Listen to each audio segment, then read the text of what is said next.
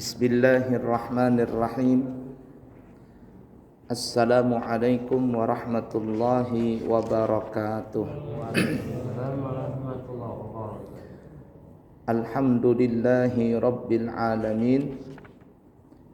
Allahumma fasalli wa sallim ala sayyidina wa nabiyyina wa maulana Muhammadin wa ala alihi wa sahbihi ajma'in, amma ba'du. Kembali kita melanjutkan pelajaran kita di dalam kitab Bustanul Ahbar di Fadilah Syekh Faisal bin Abdul Aziz Al-Mubarak, mukhtasar daripada kitab Nailul Awtar.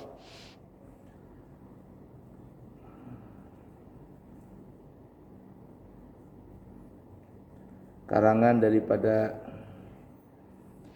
Al-Imam Taqiyuddin Ibnu Taimiyah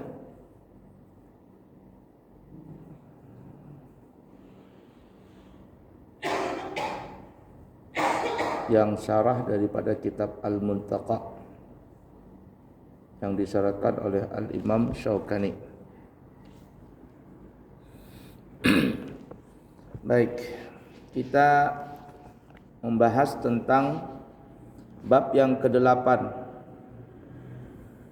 bab sembahyang sunnah, salat sunnah 2 rakaat sebelum salat fardu maghrib, atau yang kita kenal namanya qobliyah maghrib. Nah, kita di Balikpapan ada sebagian orang atau sebagian masjid melakukan salat qobliyah maghrib, tapi ada juga di masjid atau di langgar yang tidak melakukan salat qobliyah maghrib. Nah, yang tidak mau enggak apa-apa. Tapi alhamdulillah kayaknya kebanyakan di Balikpapan ada qobliyah maghrib. Nah, kita lihat ya hadis-hadis yang menunjukkan tentang kesunahan tentang qobliyah maghrib. Hadis yang pertama adalah hadis yang diriwayatkan oleh Imam Ahmad dan Imam Bukhari, bersumber daripada Sayyidina Anas bin Malik radhiyallahu taala anhu, berkata beliau, "Kana al-muadzinu idza adzana qama nasun min ashabin nabiy sallallahu alaihi wasallam yabtadiruna as-sawariya hatta yakhrujan nabiyyu sallallahu alaihi wasallam wa hum kadzalika yusalluna rak'ataini qabla al-maghribi wa lam yakun bainal adhani wal iqamati syai'un wa fi riwayatin illa qalilun." Yang artinya Sayyidina Anas radhiyallahu taala anhu berkata, adalah muadzin, yakni di zaman Nabi ya, apabila ada seorang muadzin, apabila sudah selesai azan, maka beberapa orang dari sahabat Nabi Muhammad sallallahu alaihi wasallam berdiri, lalu mereka segera menuju ke dinding, sehingga Nabi kita Muhammad sallallahu alaihi wasallam keluar, yakni keluar dari rumah beliau menuju ke masjid. Sedangkan mereka tetap dalam keadaan demikian, yaitu mereka sedang mengerjakan salat 2 rakaat sebelum salat fardu maghrib, dan tidak ada bacaan suatu apapun antara adzan dan iqamat. Dan dalam satu riwayat dikatakan yang melakukan demikian itu hanya sedikit saja. Ini hadis Bukhari dan Imam Ahmad. Nah, jadi dalam hadis ini Sayyidina Anas bin Malik mengatakan, kalau seandainya telah dikumandangkan azan maghrib, ada beberapa sahabat yang melakukan sholat qobliyah maghrib sampai Nabi masuk ke dalam masjid untuk memimpin sholat fardu maghrib. Namun di antara sahabat juga tidak sedikit alias banyak yang tidak melaksanakan qobliyah maghrib. Nah, di sini yang sebagian masjid atau musalla di tempat kita ini ada yang mengerjakan qobliyah maghrib, ada juga yang tidak mengerjakan qobliyah maghrib. Ala kulli hal silahkan saja. Wa fi lafdhin kunna nusalli ala ahdi Rasulillah sallallahu alaihi wasallam rak'ataini ba'da ghurubi syamsi qabla salatil maghribi faqila lahu akana Rasulullah sallallahu alaihi wasallam sallahuma qala kana yarana nusallihima falam ya'murna wa lam yanhana rawahu Muslim wa Abu Daud. Dalam riwayat yang lain dikatakan ya, bersumber dari Sayyidina Anas juga ya.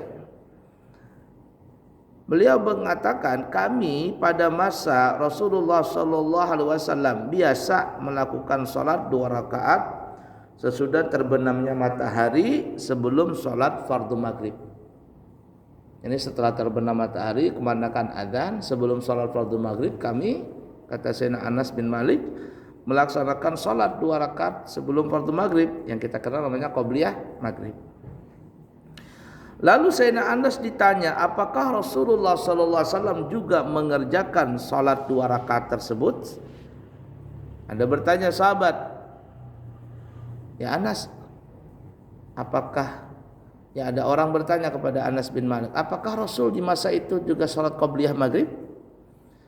Lalu Sayyidina Anas menjawab, Nabi Muhammad sallallahu alaihi wasallam melihat kami mengerjakan salat 2 rakaat tersebut, tetapi Nabi tidak memerintahkan kepada kami dan juga tidak melarang kepada kami. Artinya siapa yang mau silakan. Ya, ini hadis Imam Muslim dan Abu Daud. Nabi tidak memerintahkan dan juga Nabi tidak melarang. Artinya dalam hal ini boleh-boleh saja. Yang melaksanakan dapat pahala sunnah, yang tidak melaksanakan ya tidak dapat apa-apa. Mudah ya dipaham ya. Tapi terus terang saya pribadi lebih senang kalau masjid atau musala itu ada qobliyah maghrib. Ada qobliyah maghrib. Karena terkadang saya melaksanakan buka puasa. Ada salah satu masjid, saya datang di masjid itu kan mau ceramah di maghrib itu. Lalu pas dikumandangkan suara adzan, ya saya buka puasa. Sebelumnya saya telepon dulu minta tolong saya mau buka puasa. Biasanya pengurus masjid menyediakan untuk buka puasa. Ini minum teh umpama atau kue atau apa begitu. Tapi saya tidak bisa makan kue, paling-paling minum teh supaya ngangatin badan, habis itu sudah. Kenapa? Karena kalau makan kue belum sempat ibarat kata habis, sudah selesai adzannya. Dalam komat dia.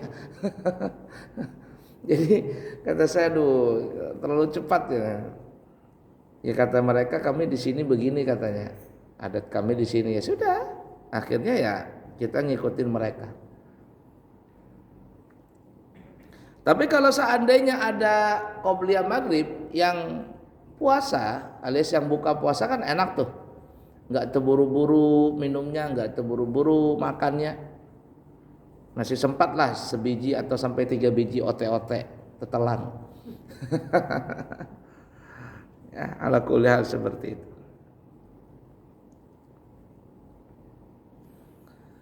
Baik, kemudian selanjutnya hadis riwayat Imam Ahmad, Imam Bukhari dan Abu Daud daripada Abdullah bin Mughaffal. Sesungguhnya Rasulullah SAW bersabda, apa jar Nabi? Sallu qabla al-maghribi rak'ataini. Thumma qala sallu qabla al-maghribi rak'ataini. Thumma qala inda tsalitsah liman syaa. Karahiyatan ayyatakhidahan nas ayyatakhidahan nasu sunnatan. Abdullah bin Mughaffal berkata, telah bersabda Nabi kita Muhammadun sallallahu alaihi wasallam, salatlah kalian 2 rakaat sebelum maghrib. Salatlah kalian 2 rakaat sebelum maghrib. Salatlah kalian 2 rakaat sebelum maghrib. Ini qobliyah maghrib. Nabi mengatakan demikian sebanyak 3 kali, mengulang sampai 3 kali. Tapi ujung-ujungnya liman syaa, jar Nabi siapa yang mau. Siapa yang mau saja. Kalau enggak mau enggak apa-apa. Kenapa Nabi mengatakan liman syaa? Siapa yang mau saja salat qabliyah maghrib? Karahiyatan ayyattakhidahan nasu sunnatan. Karena kata Abdullah bin Mughaffal, Nabi itu bisa jadi khawatir karena nanti bisa dijadikan oleh orang-orang bahwa qabliyah maghrib ini sebagai sunnah yang sangat dianjurkan. Ya, artinya terlalu nanti gara-gara ini akhirnya orang menjadi suatu kesunahan yang mesti dilakukan, atau bisa kita katakan sunat muakkad lah. Kalau enggak melakukan itu nanti jadinya makruh dan sebagainya. Jadi ini sunnah biasa saja, sunnah yang Nabi bisa melakukannya, dan ada juga Nabi terkadang tidak melakukannya.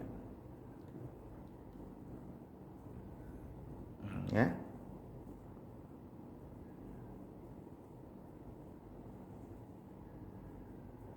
Hadis riwayat Imam Ahmad, Bukhari dan Abu Daud.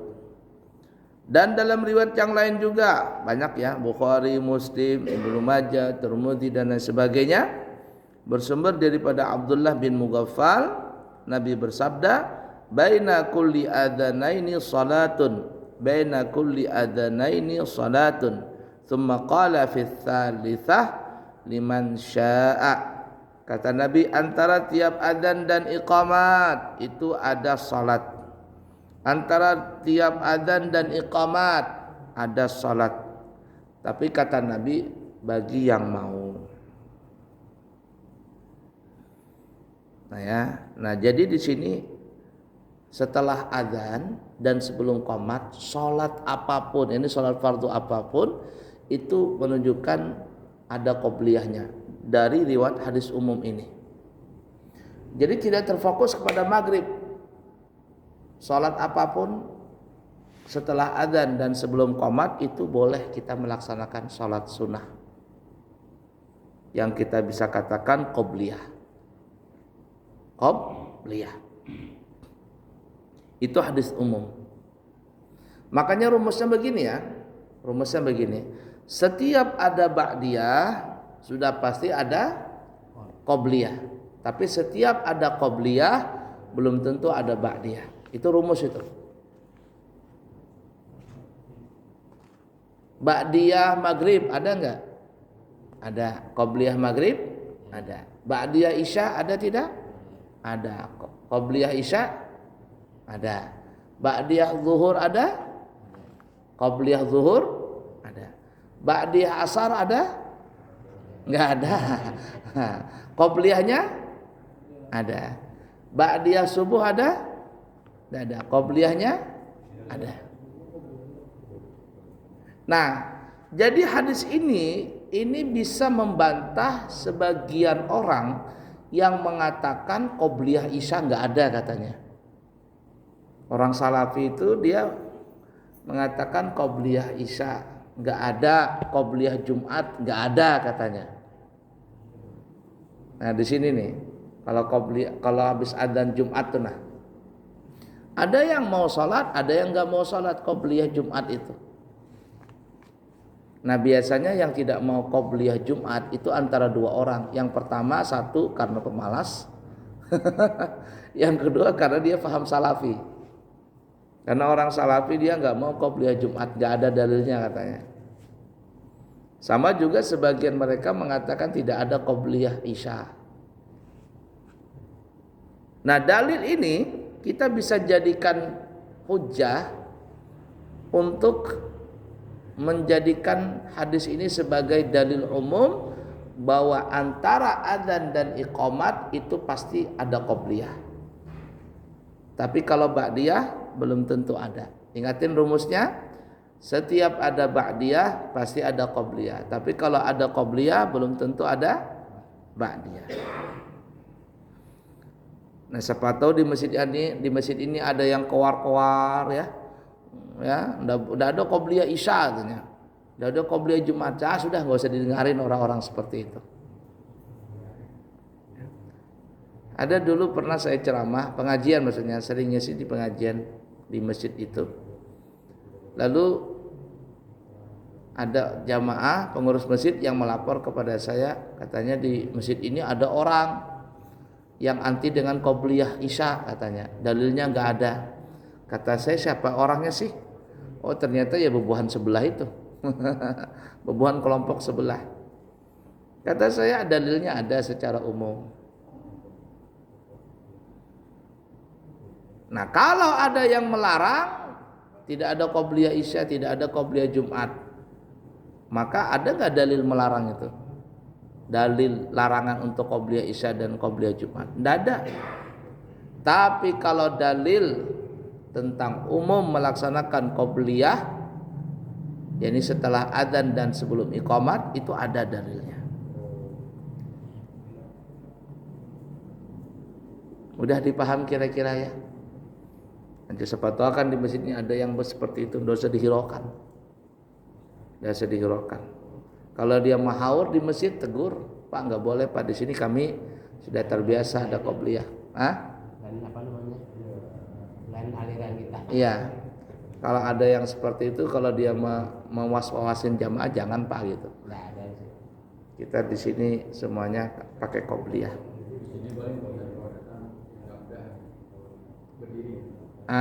Begini aja, nggak qobliyah dia orang. Oh, ada gitu ya. Banyak ya. Jadi nggak qobliyah dia. Terserah dia aja. Terserah dia. Nggak apa-apa dia begitu. Cuman yang repotnya itu kalau dia membuat was-was kepada jamaah yang lain. Ya, jangan mengganggu lah. Mengganggu. Kalau dia nggak mau ngerjakan nggak apa-apa. Makanya saya bilang tadi, orang yang tidak mau melaksanakan itu antara dua saja. Yang pertama karena orangnya malas, ya. Malas sama nggak mau tuh mirip-mirip aja. Yang kedua karena pahamnya paham yang seperti itu. Udah ya, dipaham ya. Nah, jadi kalau dia membuat was-was kepada jamaah, menyebarkan ajaran pemahaman dia, nah kita boleh menegur dia. Jangan Pak, di sini kami seperti ini, kami sudah punya dalil. Kenapa Bapak bikin was-was? Nanti ujungnya bid'ah. Nanti kalau bid'ah masuk neraka, maka kalau qobliyah dikatakan bid'ah masuk neraka. Janganlah. Sangat gampang sekali mengatakan bid'ah itu. Jangan. Baik. Kemudian hadis yang berikutnya riwayat Imam Ahmad dan Imam Bukhari, bersumber daripada Abil Khair. Qala, berkata Abil Khair, ataitu Uqbata ibn Amirin faqultu ala u'jibuka min Abi Tamimin yarka'u rak'ataini qabla salatil maghribi. Faqala Uqbah, inna kunna naf'aluhu ala ahdi Rasulillahi sallallahu alaihi wasallam. Qultu fama yamna'uka al-ana? Qala asyuglu. Nah, perhatikan ya. Abu Khair berkata, aku pernah mendatangi Uqbah bin Amir. Uqbah bin Amir ini seorang sahabat. Lalu aku bertanya kepadanya, maukah engkau aku tunjukkan perbuatan Abu Tamim yang mengherankan kepadamu? Apa itu? Kata beliau, ia tuh salat 2 rakaat sebelum salat fardu maghrib. Itu kebiasaannya siapa tadi itu? Kebiasaannya Abu Tamim. Dia itu kebiasaan sebelumnya itu salat qobliyah maghrib. Lalu Uqbah bertanya kepada Abu Khair, nah, lalu kenapa si Abu Tamim itu, mana? Motor ya. Lalu Uqbah menjawab, sesungguhnya kami sudah biasa ya. Kata Uqbah, kami sudah biasa mengerjakan salat qobliyah maghrib itu di masa Rasulullah SAW. Lalu aku bertanya, siapa yang bertanya? Abu Khair. Lalu kenapa wahai Uqbah bin Amir, Sekarang engkau tidak lagi mengerjakan qobliyah maghrib. Dulu engkau datang ke sini salat qobliyah maghrib. Tapi sekarang kenapa lagi engkau wahai Uqbah bin Amir tidak mengerjakan qobliyah maghrib? Apa kata Uqbah bin Amir? Ia menjawab, sibuk. Sibuk. Aku tidak mengerjakannya karena asyugul, ada kesibukan. Ya, ada kesibukan. Jadi tidak sempat lagi katanya. Setiap waktu sibuk tuh. Asyugul, ada pekerjaan. Ada kesibukan.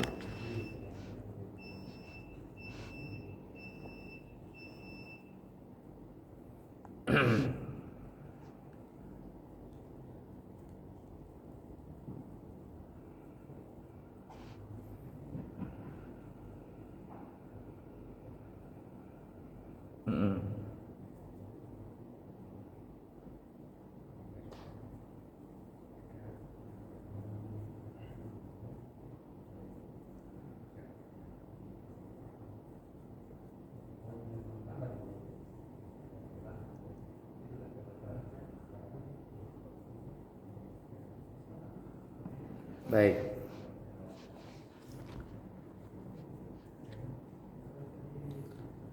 Nah, bahkan sebagian ulama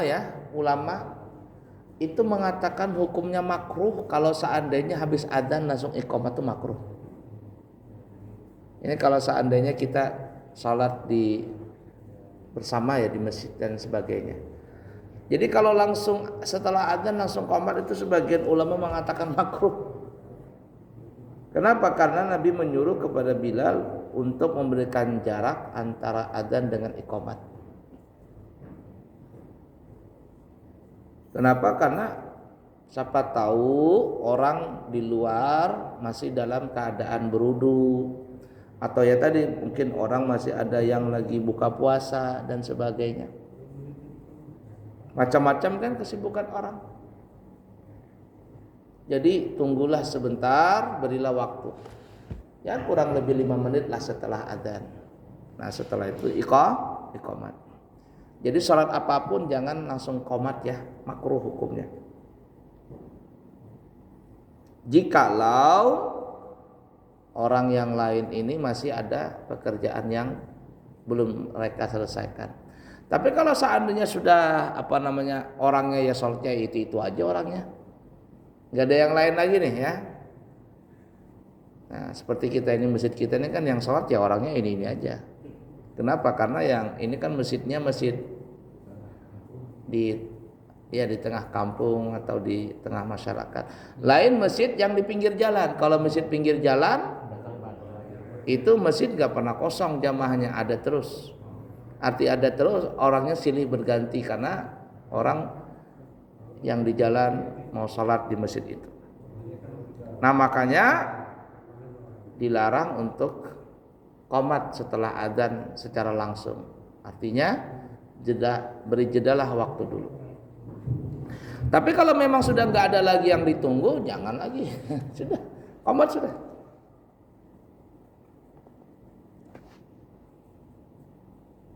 Yang ala qamatnya yaitu 2 rakaat sebelum. Ya, 2 rakaat. Nah sekarang kan masjid ini rata-rata ada jam mundur, angka mundur. Ini pakai angka mundur nggak ini? 2 menit. Hah? 2 menit mundur itu. Bukan, setelah adzan kan ada angka mundur. Hah? 10 menit kan ya. Tapi ini kecepatan tadi bunyi.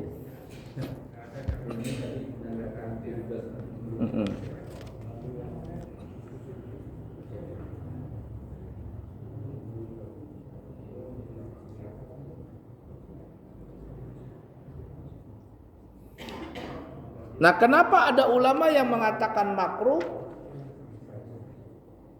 Kalau ada di tempat di masjid itu setelah adzan langsung qomat, kenapa ada yang mengatakan makruh? Nah, di sini dalilnya. Dalilnya adalah dari riwayat Abdullah bin Ahmad fil Musnad. Musnadnya Abdullah bin Ahmad bersumber daripada Ubay bin Ka'ab. Berkata dia, telah bersabda Rasulullah sallallahu alaihi wasallam, Apa kata Nabi? Ya Bilal, Nabi memberikan nasihat kepada Bilal. Ya Bilal, ij'al baina adanika wa iqamatika nafsan. Yafrugul akilu min ta'amihi fi mahlin wa yaqdil mutawaddi'u hajatahu fi mahlin. Kata Nabi, hai Bilal, berikanlah jarak antara adzan dan iqamatmu. Jadi setelah adzan jangan langsung qomat, kasih jarak dulu. Ya, nafsan, bernapas. Nah ini nafsan artinya suruh bernapas dulu, artinya dikasih untuk beristirahat sebentar. Engkau bisa beristirahat dulu kan, jamaah yang lain juga bisa beristirahat. Istirahatnya dia silakan, ada yang mau sholat, ada yang mau apa, terserah. Berapa lama Nabi menyuruh untuk memberikan kesempatan Bilal itu beristirahat antara adzan dan iqamat? Nah di sini dikatakan yaitu kira-kira orang yang makan selesai dari makannya. Kira-kira orang makan itu berapa menit? Ada 5 menit? Nah itu 10 menit. Kalau 5 menit kayaknya keselak tuh. 5 menit, 10 menit lah ya, standar itu. Habis pisang makan 2, habis itu rokok lagi 2 biji, kopi lagi. Itu setengah jam itu namanya. Ya, standarnya kita makan nasi goreng itu berapa kira-kira? 10 menit. Nah ya. Nah Nabi mengatakan senggang waktu itu apa? Ya brukul akilu min ta'amihi fi mahalin.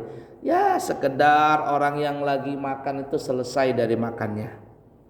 Apalagi dan orang yang menyelesaikan wudunya telah tenang. Jadi kalau dia setelah makan dia berwudu, ya seperti itulah.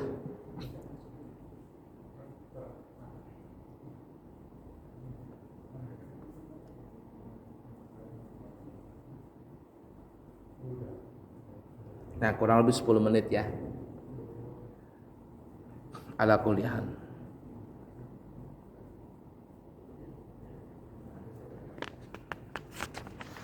Di Mekah itu antara adzan dan iqamat rata-rata lama semua. Bahkan kalau saya ngaji itu ya dapat kurang lebih 4 sampai 5 lembar itu, setengah juz dapat tuh. Tapi kalau maghrib memang agak cepat ya, agak cepat kalau maghrib. Tapi kalau sholat yang lain, terutama subuh tuh agak lama tuh. Setelah adzan sampai dikumandangkan iqamah tuh agak lama subuh itu, agak lama.